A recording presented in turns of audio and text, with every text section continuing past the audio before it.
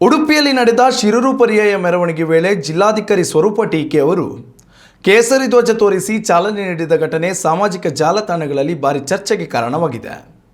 ಈ ನಡೆ ರಾಜಕೀಯ ಪ್ರೇರಿತವೇ ಎಂಬ ಪ್ರಶ್ನೆಗಳು ಎದ್ದ ಬೆನ್ನಲ್ಲೇ ಇದೀಗ ಜಿಲ್ಲಾಧಿಕಾರಿಗಳಿಂದ ಸ್ಪಷ್ಟನೆ ಲಭಿಸಿದೆ.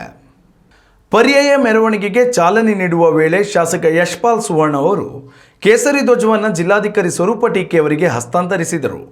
ಶಾಸಕರಿಂದ ಧ್ವಜ ಪಡೆದು ಜಿಲ್ಲಾಧಿಕಾರಿ ಮೆರವಣಿಗೆಗೆ ಚಾಲನೆ ನೀಡಿದ್ದು ಸಾಮಾಜಿಕ ಜಾಲತಾಣಗಳಲ್ಲಿ ಆಕ್ಷೇಪಕ್ಕೆ ಕಾರಣವಾಯಿತು.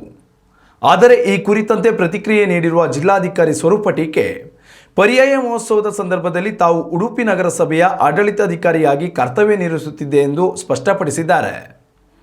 ನಾನು ನಗರಸಭೆಯ ಆಡಳಿತಾಧಿಕಾರಿಯಾಗಿರುವ ಕಾರಣದಿಂದ ಪುರಪ್ರವೇಶ ಕಾರ್ಯಕ್ರಮಕ್ಕೆ ಚಾಲನೆ ನೀಡಿದ್ದೇನೆ.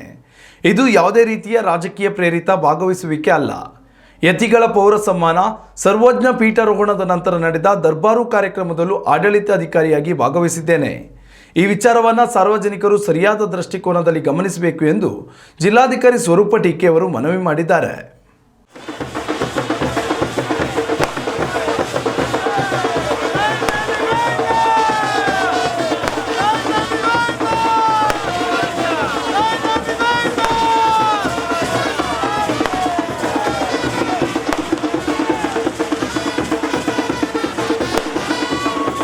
ಉತ್ತಮ ಸಂಸ್ಕಾರಯುತ ಶಿಕ್ಷಣದೊಂದಿಗೆ VSS English medium CBSE school Udupi Muddur.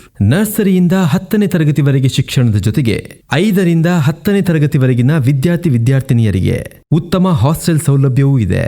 ನಿಮ್ಮ ಮಕ್ಕಳ ಪ್ರವೇಶಾತಿಗಾಗಿ ಈ ಸಂಖ್ಯೆಗೆ ಕರೆ ಮಾಡಿ.